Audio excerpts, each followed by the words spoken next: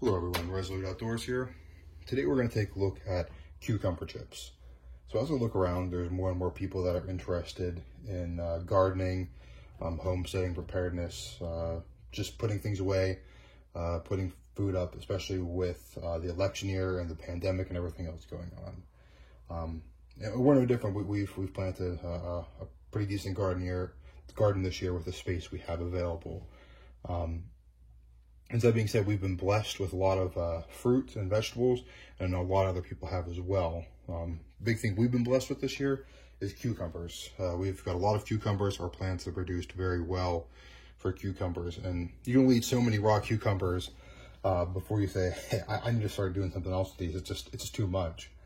They all seem to kind of hit at once. This kind of seems to be the way gardens work. So we've put them away. We put some to pickles. We enjoy pickles a lot here, but there's only so many jars of pickles you can put up before you decide, hey, I want to try something a little bit different here. So what we've been doing recently is we've been putting cucumber chips together. It's a pretty simple process. All we're going to do here is we're going to take any cucumber, these kinds of odd-shaped ones here right from our garden. Nice thing about this process too is odd-shaped cucumbers don't make a huge difference. I know trying to package a pickling jar with some of these odder shaped ones can be difficult. So we're going to take these from our garden, we're going to wash them, and we'll take them onto this vegetable slicer here. We picked this up off of Amazon. It was like 15 to 20 bucks or something like that. If I can find this exact model, I will let you know, and I'll put it down below in the description. So we're just going to start slicing here. There's no real skill involved. Just take your time and be careful. I know a few weeks ago, the wife had some issues. She cut her finger pretty bad on this slicer here. So just take your time, be slow and methodical about it. There's no rush. Cucumbers aren't going anywhere, I promise. So pretty simple here. I know for safety factor as well, this one came with a, I believe it's a metal glove or a Kevlar type glove. You can use those. I've just been taking my time, being super slow and methodical about it. Typically not an issue. So we'll look here, take a look at some of these chips. As an example here, we are using a thicker thickness here on the slicing. As you can see, we have noticed that the thicker one seems to work better than the thinner ones. When you're putting them on the dehydrator, the thinner ones tend to break apart and stick more. The thicker ones, although they will shrink a lot because you're dehydrating them, they're typically not a huge issue with peeling them off the rack and the dehydrator, and they stay together better as an actual chip. So we'll process this here. Sometimes some of these odd ones can be a little bit more difficult, but it's not a huge deal. They slice pretty easily and they slice pretty well, and you can process a lot of cucumber this way very quickly. The only thing you're really limited to is how big your dehumidifier is. So a dehydrator is, my apologies. So what I'm going to do here is I will finish slicing these up, and then I'll show you the next step. All right, so we have all our cucumbers processed. Those are three small or average sized cucumbers for our garden here. This is the yield we got. So it's not a ton, but it's a decent amount. So I'm happy with it. So what we're going to do here is we're going to lay these out on some paper towels. This step is very important. I've skipped this step a couple times in the past, and it hasn't gone so well. They just your chips typically get soggy then, they don't dry out as well, and you really don't get that chip. You kind of get, they're just dehydrated, they're not really chip-like. Your ends, pull your ends out. I guess you could eat them, something wrong with them, but I just don't prefer them, so I guess that's kind of a personal choice you can make there. But we're going to lay these out. It's better to grab the one they're smaller. See these larger ones here, they tend to, the insides kind of blow out a little bit in the slicer here. Your smaller ones tend to stay pretty good here, like that. So we're just going to lay these out here. I'll get these all laid out on this one here. And what we'll do is we'll take this other paper towel and we'll put it on top and we'll just pat them all dry. Like I said, make sure you do this step. And this is a very important step. This is going to be the difference between if you get actual chips or just some sort of dehydrated cucumbers. So I'll get this all done. I'll get these dried out and I'll show you what the finished product looks like. All right, so I have all those all dried now. Let's put them in this big mixing bowl here. It's a huge difference when you feel them before you put them on the paper towels and you pat them dry. After, it is a massive difference. On some of these larger slices, like I talked about before, when you do pat them dry, some of the seeds will come up, which is fine. I mean, I'm not a huge fan of the seeds and the cucumber chips anyways. On these smaller ones, it's not a big deal, but I wouldn't put any effort into getting the seeds out, but a lot of them will pull up when you use the paper towels. So what I'm gonna do here is, you got a lot of options for flavoring. We're gonna start with some kind of oil. I've used canola oil or vegetable oil. Today I'm gonna try olive oil. I really don't think it makes a huge difference, but I'm gonna put a little bit on here. Just drizzle it on, just enough to really coat them. We're not really, we're not trying to do anything except provide a surface for the seasonings we're going to add to stick to that. Now, that being said, if you're going to do a salt and vinegar option, which we have done before here, I have some salt and some vinegar here I've used before. You don't need to use the oil as much because your vinegar is going to act as your liquid on the cucumbers to help make the salt stick. Another thing I've used a lot of here, now that I have these stirred up, is these things. I'm not sure what the brand is on these seasonings for popcorn.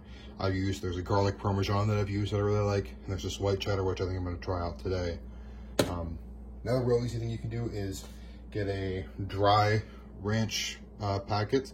That works great as well. I found this is kind of a little bit more salty from my liking, but you can use that as well. Today we're going to try out some of this white cheddar here. We'll make sure we get this all stirred up. One big thing too is when you're stirring these, to make sure you stir along the outside and bring your spoon in. If you try to just go in like this, you're going to break up some of your cucumber chips, your cucumber slices, and it's not going to work out the best for you. As it is, in this process, you are going to damage some of them. It's just what's going to happen, so it's not the end of the world. So what we're going to do is, we will take our seasoning here. We will open it up. We will just put some on. Now, you can do as much as you want. You can do it to taste. You can try them without the seasoning on, or with the seasoning on before you dry them out. I tend to go a little bit more overkill, so I don't mind if I get a little bit extra seasoning on there. It's not going to hurt it in my book. But if you're sensitive to something, or you're not really sure if you're going to like it or not, you can be more conservative with the seasonings. Now, you don't need to be fancy like this seasoning. You could use just a regular, mixed seasoning you get at the grocery store, a garlic and herb. You could do garlic powder, garlic salt, onion powder, or a homemade blackening mix like we, blackening mix as well. So the sky's kind of the limit. As long as you put the oil down, any kind of powdered seasoning will do. Like I said, I like mine extra seasoned, so I'm going to get a little bit liberal with the seasoning. So I'm going to get this stirred up here. We'll get everything mixed up and ready to go, and I will show you the next step. So now we're going to take our cucumber slices here, and we're going to put them on our racks for our dehydrator. Now make sure for these, make sure you spray them with PAM or some sort of anti-stick coating. First time I ever made these, I made the mistake of not doing that. And it was a real bear to get them off. They are real sticky. They stayed on. I had to run through the dishwasher a couple times to get everything cleaned off.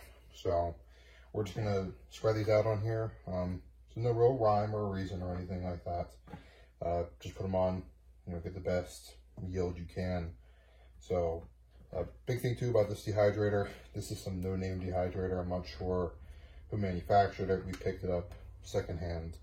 And I know for a lot of people out there, especially in these tough times with the economy and everything like that, you might not have the funds or the comfort level to go out and buy something brand new. So definitely check out your Goodwills, your thrift stores, things like that.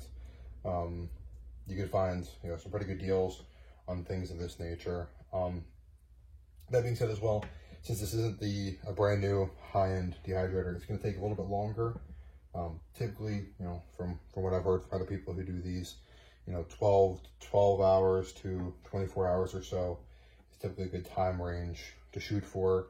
Now, I've typically done these for a day or two, just because, like I said, we're dealing with a dehydrator that's not the newest. It's not the best. So I'm not sure if you get a different one, if it would work a little bit better or not. Now, that being said as well, I do enjoy them being extra crispy. I think they last longer that way, and they're just a better substitute, a better replacement for potato chips. So I let mine go extra long. You know, that's just how we prefer them here typically.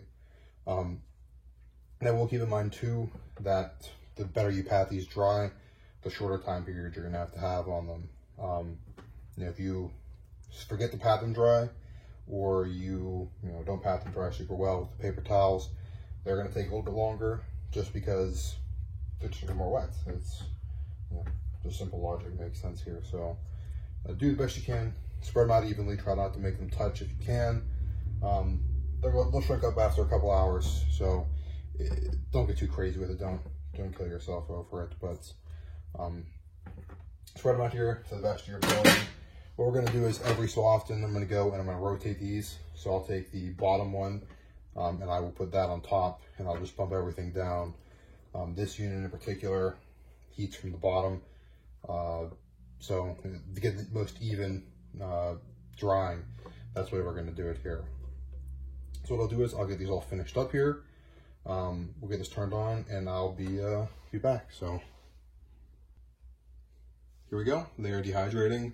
I apologize, it's not all in frame. The dehydrator, its cord isn't quite long enough, and it just doesn't work out to be able to have it all in frame here. So I will let these go, like I said, for about a day or two, and I will check back with you when they're finished.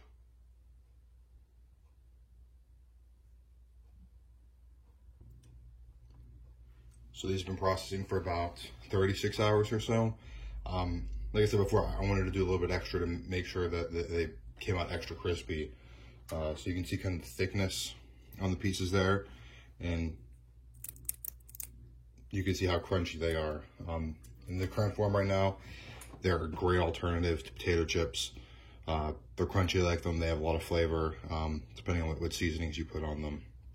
As you can see, it's not a large amount. They shrink down an awful lot when you dehydrate them compared to the original 3 cucumbers we had. This smaller batch here, we're going to use immediately. So that's why I put oil and seasoning on them.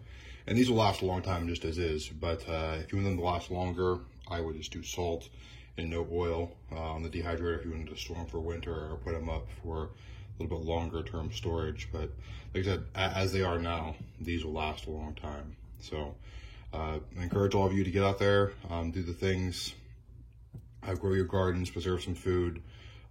Just enjoy some of these preservation techniques and things like that. So this is Resolute Outdoors. If you guys like what you see here, please like, share, and subscribe. Until the next video, see ya.